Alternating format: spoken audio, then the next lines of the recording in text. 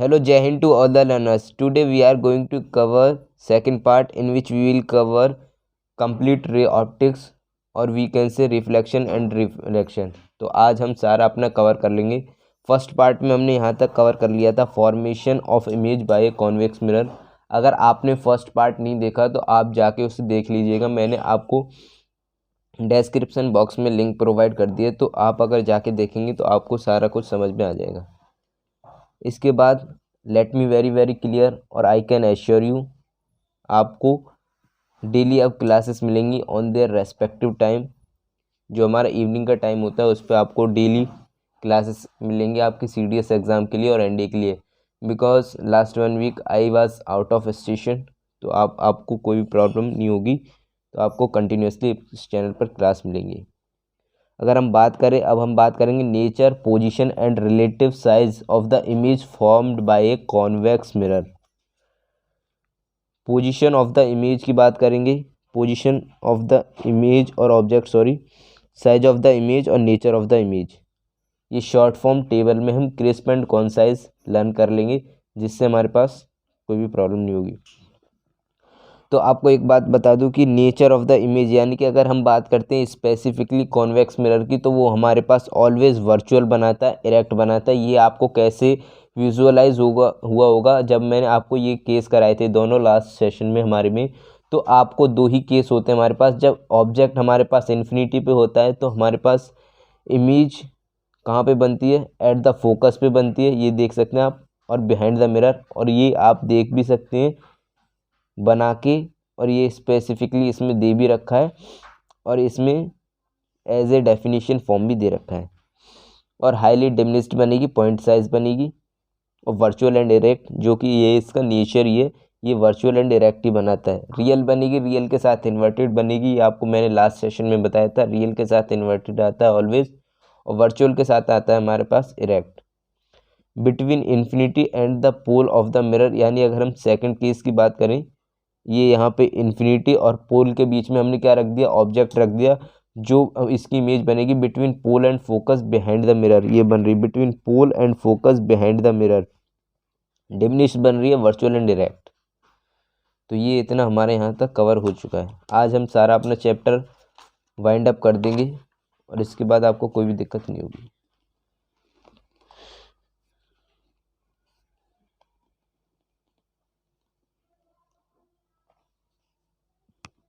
You can see a full length image of a tall building tree in a small convex mirror. यानी कि इसका कहने का significance ये है कि हमारे पास ओनली कॉन्वेक्स मिरर ही है जिसमें हम बड़ी इमेज को छोटे मिरर में देख सकते हैं. One such mirror is fitted in a wall of Agra fort facing Taj Mahal. If you visit the Agra fort, try to observe the full image of the Taj Mahal to view distinctly. You should stand suitably at the terrace adjoining wall. और आपको मैं एक और specification आपको इसकी बता दूं कि अगर हमें अपनी फुल इमेज देखनी है तो हमारे पास मिनिमम हाइट कितनी चाहिए मिरर की रिक्वायर्ड, तो वो होती है हमारे पास half of the mirror. Half of the mirror.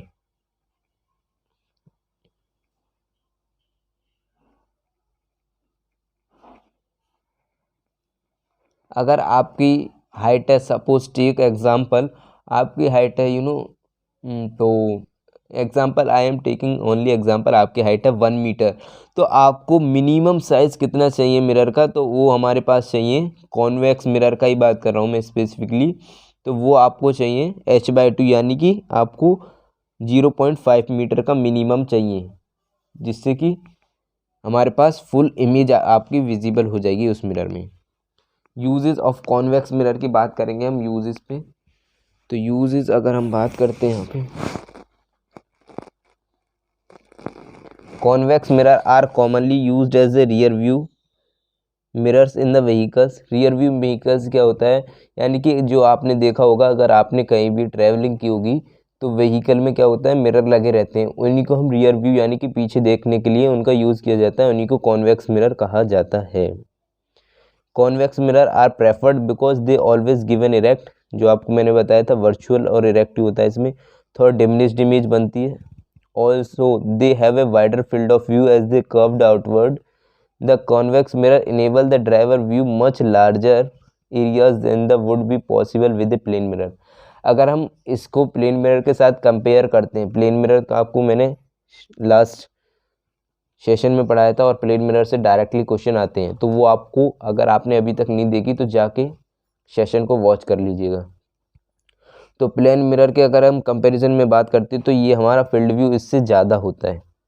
Sign convention, अब हम बात करेंगे sign convention by for reflection by spherical mirror, जो कि आपको बस कुछ नहीं करना, ये डायग्राम देखना है और उसके बाद आपको सब कुछ समझ में आने लगेगा। The new Cartesian sign convention for a spherical mirror.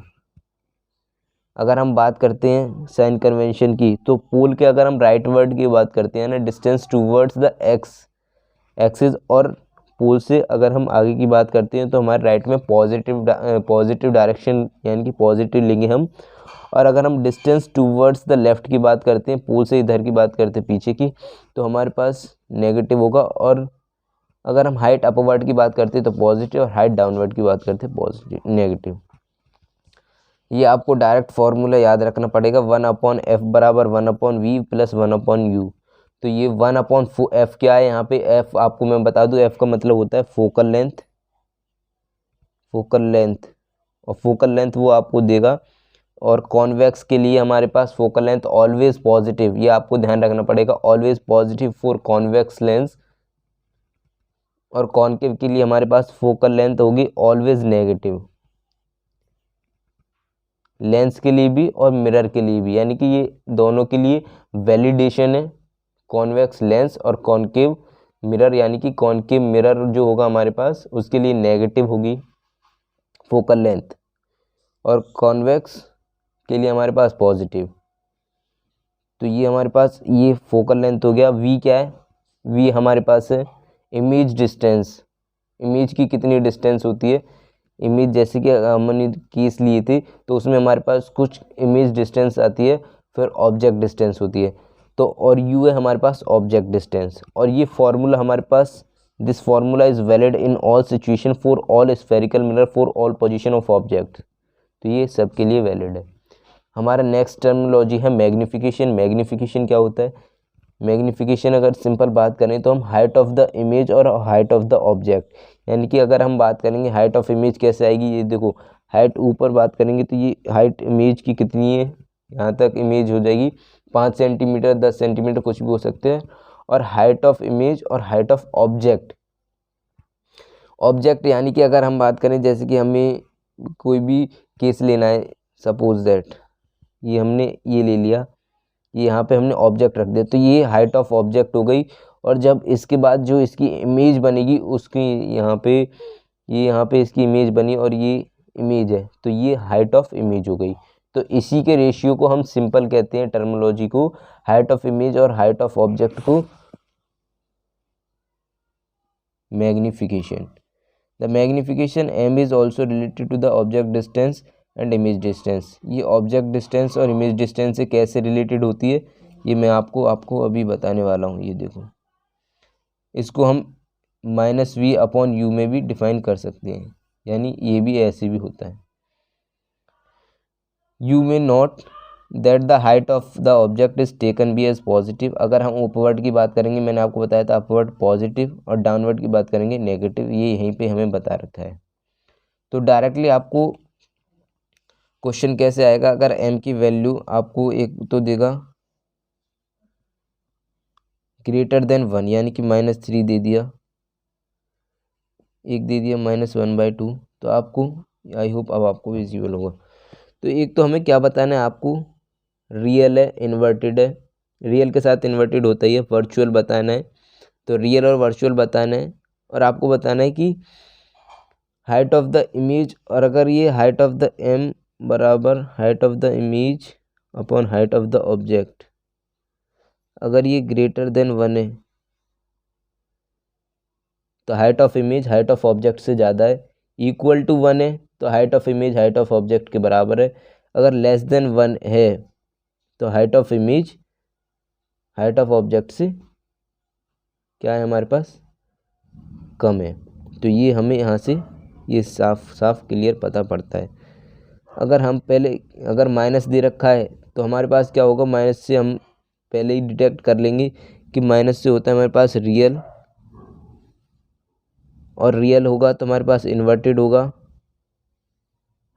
और ये क्या होगा हमारे पास ग्रेटर देन 1 है, तो height of image is greater than height of object. इसमें हमारे पास ये 1 से छोटा है, तो हाइट ऑफ ये रियल एंड इन्वर्टेड बनाएगा। इस साइन से आपको पता होना चाहिए, रियल एंड इन्वर्टेड बनाएगा,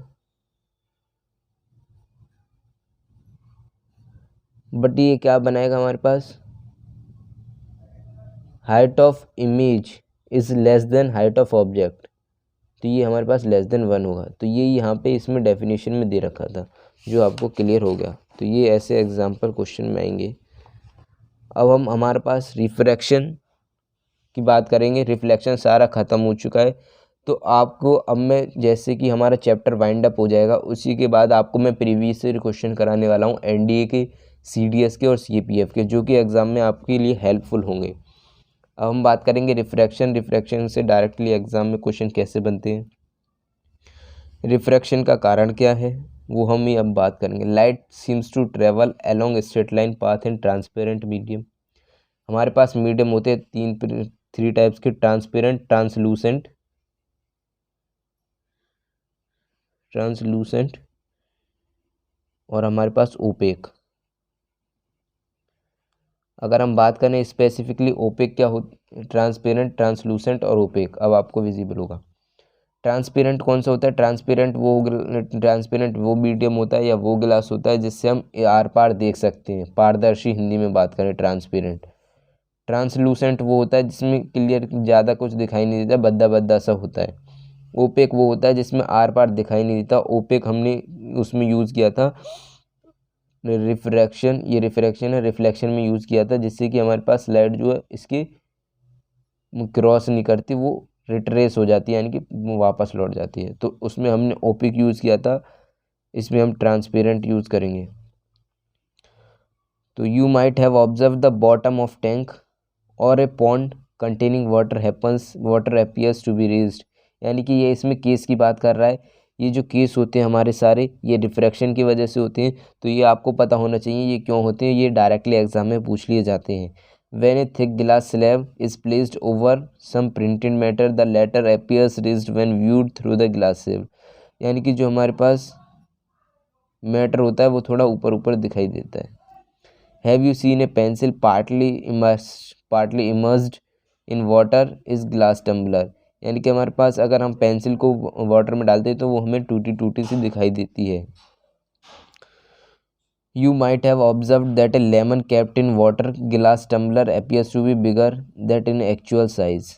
अगर आपने कभी शॉप पे देखा हो, जूस कॉर्नर पे भी देखा होगा, वो लेमन देखा होगा आपने, जो गिलास में लेमन पड़ा रहता है वो कितना बड़ा दिखाई देता है, वो बिकॉज ऑफ द रिफ्रैक्शन होता है। तो ये आपके कुछ डेली फिनोमेना है जो आपको पता होना चाहिए। तो ये हमारे पास, let us consider the case of apparent displacement of a pencil partly immersed in water, the light reaching you from the portion of pencil inside water seems to come from a different direction compared to the part above water.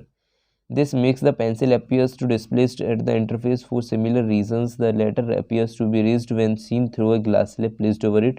Does a pencil appears to be displaced to the same extent if instead of water we use liquid like kerosene or turpentine? Will the latter appears to rise the same height if we replace a glass slab with a transparent plastic slab? You will find the extent of effect different for different pair of media. This observation indicates the light does not. अगर हम बात करें refraction क्या होता है, refraction किसकी वजह से होता है, तो रिफ्रैक्शन होता है हमारे पास because of the change of the speed of light travel in the same direction in all medium. It appears that when traveling obliquely from one medium to another, the direction of the propagation light in second medium changes. यानी कि जो हमारे पास refraction होता है वो because of the change of the speed of light from passing through one medium to another medium, this phenomena is known as the refraction of light. यही हमारे पास simple इसमें बात की गई है। द कॉइन, आपने देखा होगा, the coin becomes visible again on pouring water into bowl. The coin appears slightly raised above its actual position due to refraction of light. आपने जब कॉइन देखा होगा, जब हम कॉइन डालते हैं किसी आप गिलास में, आप एग्जांपल कर सकते हैं आप प्रैक्टिकल, और ये आपको एक्चुअली में होगा भी, because now you have already experienced this, कि जब हम कॉइन किस में डालते हैं, या तो बकेट भी ले सकते हैं या सिंपल हम एक गिलास ले सकते हैं, जो हमें एपियर दिखाई देता है, यानी कि एक्चुअल पोजीशन जो होती है ना उससे ऊपर कुछ दिखाई देता है, एपरेंट पोजीशन कहते हैं उसको हम, तो वो होता है because of the refraction of light, refraction through a गिलास लेयर। तो इसमें ज़्यादा कुछ नहीं है, ये जो मैंने पॉइंट आउट कर रखा है यही आपको करना है। A rare medium to a denser medium, rare medium क्या होता है, डेंसर मीडियम क्या होता है? रेयर मीडियम वो होता है जैसे आप मार्केट में गए बाइक लेके, जहाँ पे क्राउड हमारे क्राउड नहीं, क्राउड हमारे पास ज़्यादा इकट्ठी हो गई यानी भीड़ हो गई, तो आपको उसको डेंसर मीडियम कह देंगे। और जहाँ पे रेयर मीडियम, जहाँ पे ज़्यादा भीड़ नहीं है, उसको हम रेयर मीडियम कह देते हैं। यानी कि a rare medium to a denser medium, जब लाइट हमारे पास रेयर मीडियम से डेंसर मीडियम जाती है, that is form from air to glass, यानी कि डेंसिटी यहाँ पे ज़्यादा होती है डेंसर मीडियम की, और रेयर मीडियम में एज़ कम्पेयर टू डेंसर कम होती है। तो नोट दैट द लाइट रे has bent towards the normal, तो ये आपका एग्ज़ाम में डायरेक्ट क्वेश्चन आता है, जब रेयर से डेंसर जाती है तो किसकी तरफ बेंड होती है, और रेयर से डेंसर जाती है तो किसकी तरफ बेंड होती है। तो आपको इसमें ज़्यादा कोई रॉकेट साइंस लगाने की ज़रूरत नहीं है, ये सिंपल टर्मिनोलॉजी है। A rare medium to denser medium जब वो जाएगी, यानी कि अगर आप रेयर मीडियम से डेंसर मीडियम, अगर आप रोड जहाँ पे, आपको ये एग्जांपल ध्यान में रखोगे तो सिंपल आपको प्रॉब्लम नहीं होगी क्वेश्चन को सॉल्व करने में, आप इजीली अप्रोच कर सकते हो क्वेश्चन को। अगर आप भीड़ से यानी कि खाली रोड पे चल रहे हैं और जहाँ पे कुछ भी नहीं है और भीड़ में जाएंगे, तो आपकी स्पीड क्या होगी, कम हो जाएगी पहली बात तो। और जब द रे has bent towards the normal, यानी कि हमारे पास ये लाइट जो है ये रेयर है और ये डेंसर में जाएगी, तो ये नॉर्मल की तरफ बेंड हो जाएगी एज़ कम्पेयर टू टूवर्ड्स, ये हो जाएगी टूवर्ड्स द नॉर्मल जब हमारे पास रेयर टू डेंसर जाएगी। और from a denser medium to rare medium the light here bend away from the normal. आपको कुछ नहीं करना, आपको एक याद रखना है, फिर दूसरा आपको इजीली याद हो जाएगा। यानी कि अगर रेयर से डेंसर जाएगी तो हमारे पास टूवर्ड्स द नॉर्मल हो जाएगी। टूवर्ड्स द नॉर्मल क्या, हमारे पास स्पीड जो होगी मार्केट में, जहाँ पे अगर पॉपुलेशन यानी कि पॉपुलेशन नहीं क्राउड हो जाएगा, थोड़ा भीड़ सी हो जाएगी, तो हमारे पास क्या हो जाएगी, स्पीड क्या हो जाएगी, थोड़ी नॉर्मल। और जब हम बात करेंगे, अगर हम डेंसर टू रेयर जाएंगे, डेंसर से रेयर यानी कि भीड़ में से अगर हम खाली रोड पे जाएंगे, तो हमारे पास नॉर्मल से यानी कि away from the normal, normal से हम थोड़ा स्पीड अपना इंक्रीज़ कर देंगे। तो ये आपको ईजिली याद हो गया होगा। अगर हम स्पेसिफिकली ग्लास स्लैब की बात करते हैं, तो you may observe that the emergent ray is parallel to the direction of incident ray. ये स्पेसिफिकली ग्लास स्लैब की बात है। अगर हम इमरजेंट रे, इसको कहते हैं इमरजेंट रे जो निकलती है हमारे पास, ये इंसिडेंट रे के पैरेलल ही होती है, ये लेटरली शिफ्ट हो जाता है, ये इसको लेटरली शिफ्ट कहते हैं यहाँ से यहाँ तक। द लाइट रे is shifted sideward slightly, what happens when A light रे incident normally to the interface of media. Refraction is due to the, ये अब आपको जो मैंने बताया था रिफ्रैक्शन क्यों होता है, तो वो अब आपको, refraction is due to the change in the speed of light as it enters from one transparent medium to another. तो ये आपको मैंने पहले ही बता दिया, तो ये आपको अब आपने समझ में आ गया होगा।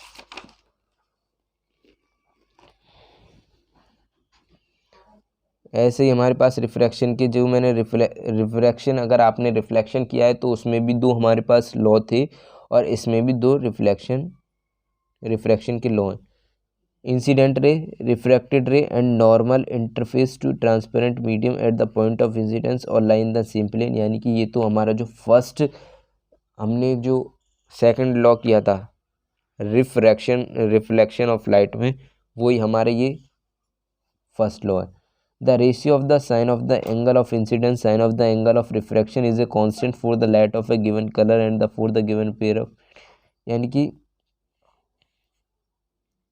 ये हमारे पास बात की गई है कि आई क्या है, इंसिडेंस एंगल, आर क्या है, इंसिडेंस एंगल, और ये हमारे पास रिफ्रैक्टेड एंगल। तो sine i upon sine r constant, और कांस्टेंट क्या है यहाँ पे, n2/n1, n2/n1 क्या है यहाँ पे, रिफ्रैक्टिव इंडेक्स। तो रिफ्रैक्टिव इंडेक्स क्या होता है वो भी अभी हम बात करेंगे। रिफ्रैक्टिव इंडेक्स, रिफ्रैक्टिव इंडेक्स की बात करने वाले हैं अब यहाँ पे।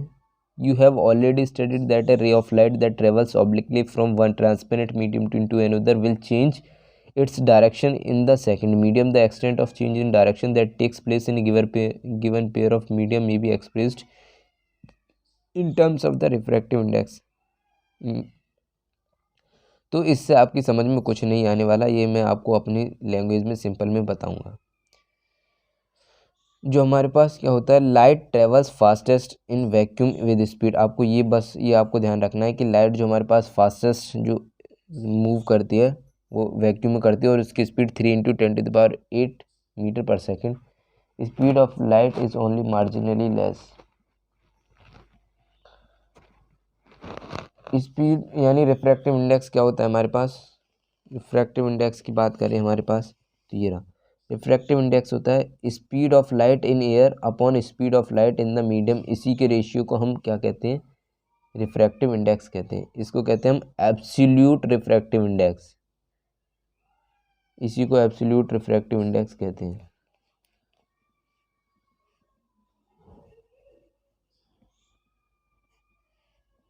ये डायरेक्ट फार्मूला आपके एग्जाम में CDS में आ चुका है, तो ये आपको पता होना चाहिए। CDS PYQ है ये। तो मैं आपको डायरेक्ट जब मैं आपको कराऊंगा PYQ तो आपको पता पड़ जाएगा कि कितना इम्पोर्टेंस है इसका करने का, जब भी मैं आपको करा रहा हूँ। Speed of light in the air तो इसको C बोलेंगे, speed of light in the medium इसको V बोलेंगे। इसी के रेशियो को हम क्या कहते हैं, अपना रिफ्रैक्टिव इंडेक्स कहते हैं। और ये अगर हम बात करें, वो वहाँ पे हमने एब्सोल्यूट की बात की थी, ये यहाँ पे हम रिलेटिव की बात करेंगे।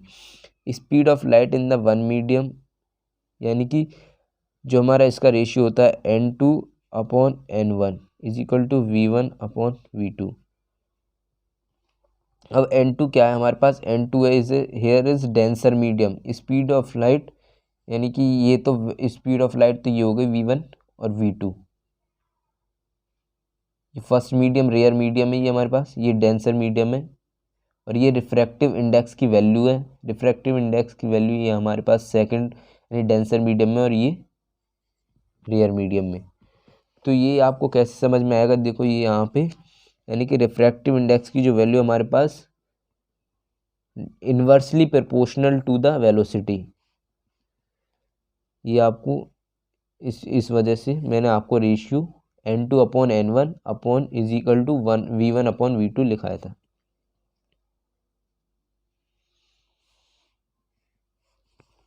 और हमारे पास इस टेबल से कुछ नहीं आएगा, बस ये वाला क्वेश्चन कभी कभी एग्जाम में आ जाता है कि सबसे ज़्यादा रिफ्रैक्टिव इंडेक्स की वैल्यू किसकी होती है, तो वो डायमंड की होती है। Note that the optically denser medium may not be possess greater mass density. जो हमारे पास डेंसर मीडियम होता है वो इसमें श्योरिटी दे रहा है कि ये ऐसा ज़रूरी नहीं है कि वो ज़्यादा मास डेंसिटी मास ज़्यादा हो उसके पास। For example kerosene having the higher refractive index, kerosene देखो ये रहा केरोसिन, इसके पास ये रहा refractive index is optically denser than water. Water से ज़्यादा हमारे पास ऑप्टिकली डेंसर है, बट इसकी although mass density is less than water. तो ये आपको पता होना चाहिए कि अगर ऑप्टिकली डेंसर है ज़्यादा तो मास डेंसिटी ऐसा श्योरिटी नहीं है, ऐसा ज़रूरी नहीं है कि उसकी मास डेंसिटी भी ज़्यादा हो। तो ये हमने यहाँ पे अपना क्लियर कर लिया है। अब हम बात करेंगे लेंस की, और लेंस में आपको ज़्यादा कुछ नहीं करना। वो जो 6 केस हमने अपने किए थे ना, उन्हीं को हम अपोजिट है वो 6 केस जो किए थे।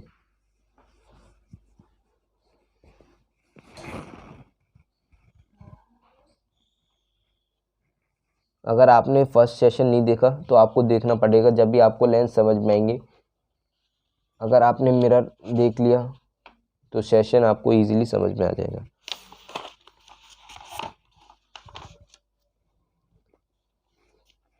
ये अब हम बात करेंगे स्फेरिकल लेंसेज। ये जो हमारे पास कॉन्वेक्स और ये कॉनकेव लेंस, यानी कि उससे क्या हेल्प होगी फर्स्ट सेशन से आपके लिए ये हेल्प होगी कि अगर आपने वो देख लिया तो इसमें इंटर रिलेटेड है। जो हमारे पास कॉनकेव मिरर के लिए कंसेप्ट थे वो हमारे पास कॉन्वेक्स लेंस में लगेंगे, जो हमारे पास उसका अपोजिट है, तो वो हेल्प आपको इसमें हो जाएगी। बस ये है और कुछ नहीं है। ये लेंस किसको कहते हैं? A lens may have two spherical surfaces bulging outward. Such a lens is called double convex lens. It is simply called a convex lens. convex lens क्या होता है? हमारे पास जो टू बल्ज आउट सरफेस होते हैं उसी को हम कॉन्वेक्स लेंस कहते हैं। और इसी को हम क्या कहते हैं? Converging lens. कन्वर्ज क्या होता है? जब रेज ऑफ लाइट यानी कि पैरेलल आती हैं और एक ही पॉइंट पे मीट करती हैं तो उसी को हम कन्वर्जिंग कहते हैं। कॉन्वेक्स कन्वर्जिंग होगा। और अगर हम बात करें similarly, a double convex lens is bounded by two spherical surfaces curved inwards. It is thicker at the surfaces, thicker at the edge यानी किनारे की बात करते हैं। थिकर यानी कि मोटा होता है यहाँ से, और मिडिल में से क्या होता है कि देन एट द मिडिल के कंपैरिजन में ये यहाँ से मोटा होता है। तो ऐसे को हम डाइवर यानी कि कॉनकेव लेंस कहते हैं, और डाइवर्जिंग भी इसी को कहते हैं। तो आपको ये कॉन्वेक्स और कॉनकेव तो इजीली हर कोई जानता है, बट कन्वर्जिंग यहाँ पे बात है हमारे पास कन्वर्जिंग और डाइवर्जिंग की, तो ये आपको पता होना चाहिए। अब हम बात करेंगे a lens either a convex और a concave lens has two spherical surface, each of this surface forms a part of sphere, the centre of these spheres are called centre of curvature.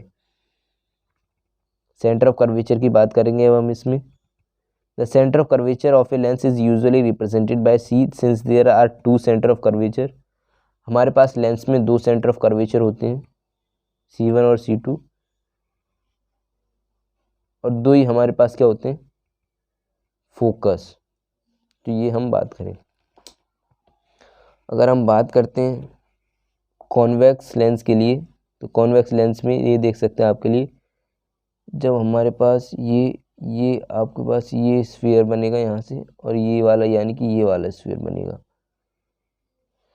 तो ये हमारे पास ये F2 principal focus, ये F1 है, ये 2F1 है, ये C1 है, ये F2 है, और ये 2F2 है, और ये C2। ये आपको ये इसमें इसलिए रिलेटेड है क्योंकि जब हम इमेज 2F1 पे रखेंगे तो ये यहाँ पे कुछ ऐसा बनेगी, तो ये आपको पता होना चाहिए।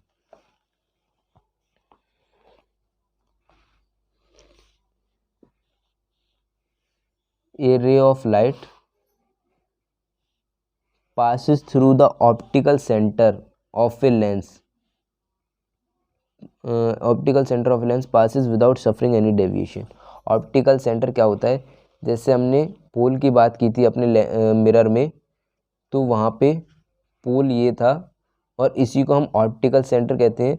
अगर इससे हमारी रे पास करेगी तो यानी विदाउट सफरिंग, यानी कि इसका कोई भी डेविएशन नहीं होगा, ये इसी से डायरेक्टली पास कर जाएगी। तो ये आपको बता रखा है इसमें।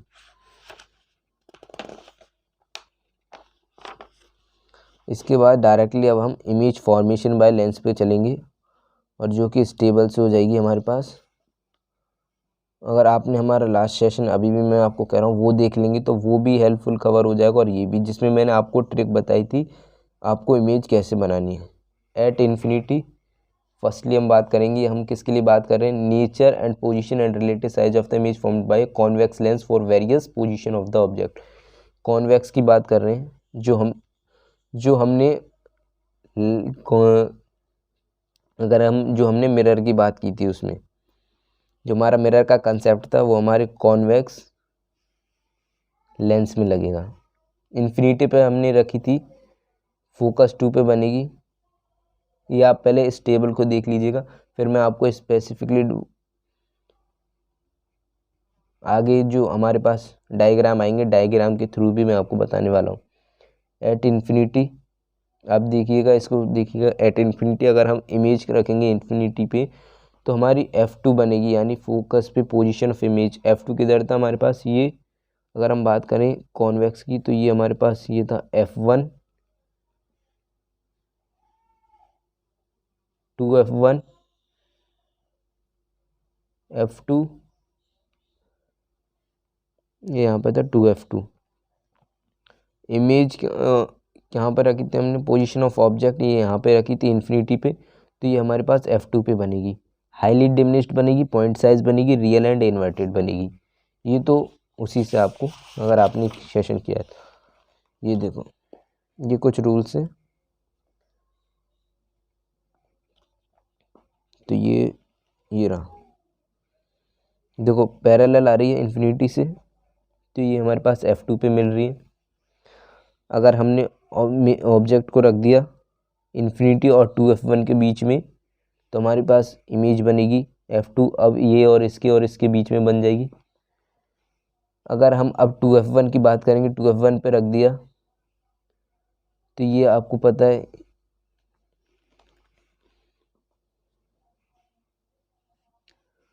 अगर हमारे पास F1 से जाती है तो ये पैरेलल जाती है। ये कॉन्वेक्स मिरर के रूल्स हैं जो कि आपको ज़्यादा कुछ ध्यान नहीं रखने, क्योंकि अगर आप इनको ध्यान करोगे तो आपको केस भूल जाओगे। तो ये मैंने ऑप्टिकल सेंटर से बताया था, विदाउट सफरिंग जब हमारे पास करती है, ये ऑप्टिकल सेंटर से विदाउट सफ़र पास करती है, फोकस से पास करेगी, पैरेलल हो जाएगी। अगर वो पैरेलल होगी तो फोकस से पास करेगी, यानी कि ये था। तो ये हमारे पास पैरेलल है तो ये फोकस से पास करेगी, मैंने अभी बताया था आपको। और ये हमारे पास 2F1 पे जब हमारे पास ऑब्जेक्ट रखा है तो इमेज कहाँ पे बनेगी, इमेज बनेगी हमारे पास 2F2 पे। अब हमारे पास अदर केस आएगा 2F1 और F1 के, तो इमेज का जो हमारा, अगर हम देखेंगे ऑब्जर्व करेंगे तो इमेज का साइज़ क्या हो रहा है, ग्रेजुअली धीरे धीरे बढ़ता जा रहा है। अब हमने यहाँ पे रखा 2F1 और F1 के बीच में इमेज ऑब्जेक्ट रखा तो ये इमेज कहाँ पे बन रही है, ये बन रही है। और फिफ्थ केस ऐसा ही हमारे पास F1 पे रखा तो इन्फिनिटी पे, और F1 और ये ऑप्टिकल सेंटर के बीच में रखा तो हमारे पास बिहाइंड द मिरर बन रही है इमेज, वर्चुअल बन रही है और इरेक्ट बन रही है। यही हमने 6 केस की बात की थी, टेबल बना के 1 2 3 4 5 6 बहुत इजीली। अगर आपने वो कर लिया तो इसको आपको समझने में कोई दिक्कत नहीं होगी, क्योंकि as compare to lens mirror समझने में इजी होता है। और लेंस अगर आपने मिरर नहीं पढ़ा तो आपको दिक्कत आ सकती है, बट फिर भी आप इजीली समझ सकते हैं। तो अब हम इस टेबल को कवर करेंगे। जब आपने डायग्राम देख लिया,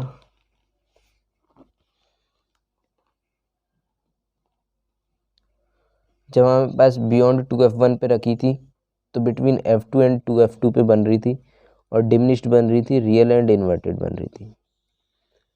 एट 2F1 पे रखा था हमारे पास तो अब कहाँ बनेगी, एट 2F2 पे बनेगी, सेम साइज बनेगी, रियल एंड इन्वर्टेड बनेगी।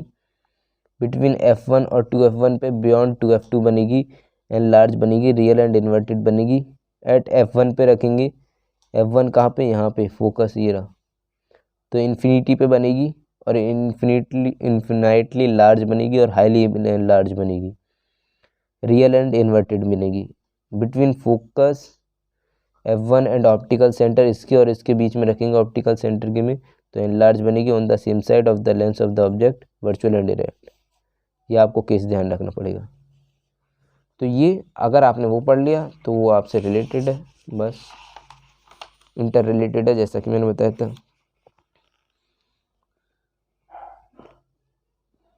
और ये हमारे पास nature, position, relative size of the concave lens. Concave lens convex mirror से, जैसा हमने कॉन्वेक्स की बात की थी, ये पैरेलल आएंगी, ये डायरेक्टली तो होंगी नहीं क्योंकि ये डाइवर्ज करती हैं। जब पैरेलल आती है, देखो ये रहा इसका रूल्स, इसकी लाइन के लिए ये रहा, जब पैरेलल आती हैं ये तो ये डाइवर्ज होती हैं यहाँ पे, और जब ये डाइवर्ज से आती हैं तो ये पैरेलल चली जाती है, और ये ऑप्टिकल सेंटर से पास होती थी, ये ऑप्टिकल सेंटर से। तो ये हमारे पास पैरेलल आ रही है तो ये डाइवर्ज होगी, जो कि पीछे हमारे पास आभासी यानी कि इमेजिनरी मीट करेगी फोकस पे, तो ये हमारे पास वर्चुअली बनाएगी और इरेक्ट बनाएगी और स्मॉल साइज बनाएगी। ऐसा ही अगर हम बात करें, ये इमेज हमारी जो ऑब्जेक्ट कहाँ रखा है, इन्फिनिटी पे रखा है, और इसमें ऑब्जेक्ट है हमारे पास यानी कि 2f1 और f1 के बीच में रखा है, तो ये पैरेलल जाएगी, तो ये डाइवर्ज करेगी, ये आभासी पीछे को आएगी और ये ऑप्टिकल सेंटर से पास करेगी। तो जब हमारे पास वर्चुअल बनेगी, इरेक्ट बनेगी, डिमिनिश्ड साइज बनेगा। तो ये हमारे पास दो केस थे हमारे पास नेचर, पोजीशन, कॉनकेव लेंस के, जो हमने ये कवर कर लिए। अब हम बात करेंगे लेंस फार्मूला एंड मैग्नीफिकेशन की। लेंस फार्मूला में कुछ नहीं करना, जो हमारे पास मिलर फार्मूला था उसी में आपको माइनस लगा देना है। उसके लिए था हमारे पास 1/f बराबर 1/v प्लस 1/u, और अब हमारे पास लेंस के लिए 1/f is equal to 1/v minus 1/u। ये हमारे पास कुछ नहीं है इसमें ये। ऐसे ही हम बात करेंगे मैग्नीफिकेशन। मैग्नीफिकेशन क्या था उसमें, height of image, height of object था, तो सेम रहेगा, height of image height of object रहेगा सेम।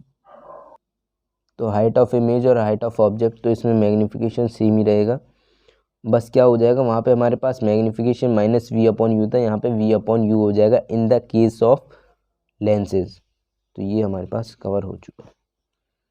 अब हम बात करेंगे पावर ऑफ लेंस। तो हमारा चैप्टर वाइंड अप होने वाला है, बस पावर ऑफ द लेंस बचा है। और पावर ऑफ लेंस ऐसा टॉपिक है, अगर मैं श्योरली गारंटी दे सकता हूँ कि आपका NDO या CDS जिससे एग्ज़ाम में डायरेक्टली क्वेश्चन आता है पावर ऑफ लेंस के बारे में। पावर ऑफ लेंस पहले हम समझेंगे होता क्या है। You have already learn the ability of lens to converge और diverge light rays depend on its focal length. जो हमारे पास एबिलिटी होती है कन्वर्जिंग की और डाइवर्जिंग की लाइट रेज को, उसी को हम क्या कहते हैं, वो डिपेंड करती है first of all focal length पे। For example a convex lens of short focal length, तो ये आपको ज़्यादा समझने की ज़रूरत नहीं है। सिंपली आपको क्या करना है, इसका एक फॉर्मूला याद रखना है, P is equal to 1/f in metre, जो कि मैंने स्पेसिफिकली आपके लिए मैंशनड किया हुआ है यहाँ पे। अगर मीटर में बात करेगा तो हमारे पास P क्या है, P क्या है, पावर ऑफ लेंस देगा, और ये फोकल लेंथ देगा। अगर सेंटीमीटर में बात करता है हमारे पास, तो P is equal to 100/f in centimetre, ये हमारे पास सेंटीमीटर में बात करेगा। अगर हम बात करेंगे फोकल लेंथ, पावर किस में होगी, पावर अगर नेगेटिव है तो हमारे पास क्या होगा, कॉनकेव, मैंने बताया था, और पॉजिटिव है तो कॉन्वेक्स, ये कॉन्वेक्स होगा। ऐसी हमारे पास फोकल लेंथ, अगर फोकल लेंथ हमारे पास क्या है, फोकल लेंथ पॉजिटिव है convex, focal length negative concave. बस आपको यही एग्ज़ाम में डायरेक्ट क्वेश्चन आएगा, कैसे आएगा वो मैं आपको अभी बताने वाला हूँ। The SI unit of power of lens is dioptre, ये आपको पता होना चाहिए, और it is denoted by D। F is expressed in meter, the power of expressed in diopters. 1 diopter is the power of lens whose focal length is 1 meter. तो ये आपको पता होना चाहिए, 1 diopter is the power of lens whose focal length is 1 meter. 1 diopter is equal to 1/1 meter inverse. Convex lens positive बताया था मैंने आपको, कॉनकेव लेंस नेगेटिव। तो ये हमारे पास क्या होगा, बस ऐसे एग्ज़ाम में क्वेश्चन आएगा। तो अभी मैं आपको एग्ज़ाम का क्वेश्चन डायरेक्टली जो NDA में आया था ना, वही आपको मैं अभी दिखाने जा रहा हूँ। एग्ज़ाम का क्वेश्चन डायरेक्टली कैसा आया था पावर ऑफ लेंस पर। तो ये क्वेश्चन हमारा डायरेक्ट देखो, अभी जो NDA का एग्ज़ाम हुआ, power of the lens of the focal length 25 centimetre. तो 25 सेंटीमीटर दे रखी है, यानी कि पॉजिटिव दे रखी है, पॉजिटिव दे रखी है। तो हमें क्या बताया था, इसका क्या बताना है, पावर बतानी। पावर का मैंने फॉर्मूला बताया था, सेंटीमीटर में बताया था। तो सेंटीमीटर के मैंने 100/फोकल लेंथ, फोकल लेंथ 25 दे रखी, यानी कि 25 से 4 टाइम चला जाएगा, तो 4 डायोप्टर आ जाएगा। डायरेक्ट आपका कितना सिंपल क्वेश्चन, और डायरेक्टली NCERT से है। PYQ कैसे हो रहे हैं अब आप देख सकते हैं। तो ऐसे ही आपके सारे क्वेश्चन बनने लगेंगे। ये देखो, ये यहाँ पे टिंडल इफेक्ट, ये टिंडल इफेक्ट आपको विजिबल होगा, और ये ट्विंकलिंग, ये मायोपिया हम नेक्स्ट चैप्टर में कवर करने वाले हैं ह्यूमन आई में, जिससे आपके सारे क्वेश्चन एग्जाम में बनने लगेंगे। इसके बाद अब चैप्टर हमारे यहाँ पे वाइंड अप हो चुका है ये सारा। इसके बाद मैं आपको रिफ्लेक्शन और रिफ्रैक्शन से जितने भी PYQ वो आप कर सकते हैं, और उसके बाद भी मैं आपको क्वेश्चन कराऊंगा रिफ्लेक्शन, रिफ्रैक्शन, प्लेन मिरर से जितने भी हमारे क्वेश्चन बनते हैं। उसके बाद हम नेक्स्ट चैप्टर करेंगे ह्यूमन आई अपना, और ह्यूमन आई के सारे कंसेप्ट, स्कैटरिंग, डिस्पर्जन, प्रिज्म से जितने भी क्वेश्चन बनते हैं वो बहुत इंपॉर्टेंट है, और जिससे आपके एग्जाम में क्वेश्चन आते हैं ह्यूमन आई से। कॉर्निया हुआ, रेटिना हुआ, ये आपका ऐसा फिक्स क्वेश्चन है, एग्जाम में क्वेश्चन आएंगे। और ये आपको मोर टू नो, अगर पावर की बात करें हमारे पास जैसे पावर अलग अलग दी, तो वो आपको इंडिविजुअल पावर को क्या कर सकते हो, आप ऐड कर सकते हो, P1 P2 P3। तो ये आपको व्हाट यू हैव लर्नड, ये सिंपल नोट्स हैं। Light seems to travel in straight line, mirror and lenses form image of object, image can either be real और virtual depending on the position of object. तो ये आपको मैंने करा दिए। और मैं आपको एक और, अभी मैंने आपको एक फॉर्मूला कराया था, 1/f is equal to 1/v is equal to 1 + 1/u, जिससे भी डायरेक्ट एग्जाम में क्वेश्चन आया है वो भी मैं आपको अभी दिखाने जा रहा हूँ। तो आपको ट्रस्ट हो जाएगा कि मैं आपको कितना इम्पोर्टेंट, और डायरेक्टली ऐसे नहीं रैंडमली मैंने आपके लिए चैप्टर उठा लिया और करा दिया। तो वो आपको पता होना चाहिए, जिससे कि आपको पता पड़ जाएगा ये जो फॉर्मूला दिखाई दे रहा है ना आपको, ये इससे ही डायरेक्ट एग्जाम में क्वेश्चन आया है। तो वो मैं आपको अभी दिखाने जा रहा हूँ। ये देखिएगा, ये आई होप अब आपको पता होगा, विजिबल होगा। According to the new Cartesian sign convention, which one of the following is correct in respect of the formula 1/f is equal to 1/v + 1/u। तो हमारे पास 4 ऑप्शन दिए रखे हैं। ऑप्शन को आपको एलिमिनेशन कैसे करना है ये भी आपको मैं अब बता दूंगा इस option. It is invalid formula, invalid तो नहीं है, ये आपको पता है कि 1/f is equal to 1/v + 1/u है, ये हमने पढ़ रखा है, तो इनवैलिड क्यों होगा, तो ये गलत। It applies to spherical mirror as well as spherical lenses, lenses के हमारे पास तो 1/f is equal to 1/v - 1/u मैंने आपको बताया था, तो ये हमें इसमें भी नहीं होगा। It applies only to spherical lens, spherical lens के लिए नहीं होगा, स्फेरिकल मिरर्स के लिए होगा। तो ऐसे आपके ऑप्शन आप इजीली ऑप्ट कर सकते हो। तो आई होप आपको ये सेशन बहुत पसंद आया होगा, और जो कि आपके लिए काफ़ी हेल्पफुल रहा है। इसके बाद अब हम इसके क्वेश्चन करेंगे, तो वो आपको शॉर्ट वीडियो प्रोवाइड कर दूंगा, शॉर्ट सेशन, जिसमें हम ओनली क्वेश्चन करेंगे, और उसके बाद हम नेक्स्ट चैप्टर ह्यूमन आई भी एक ही सेशन में कवर कर लेंगे, जिससे आपके मोस्टली 3 to 4 क्वेश्चन एग्जाम में बन जाएंगे। Thank you for watching this video. जय हिंद टू ऑल।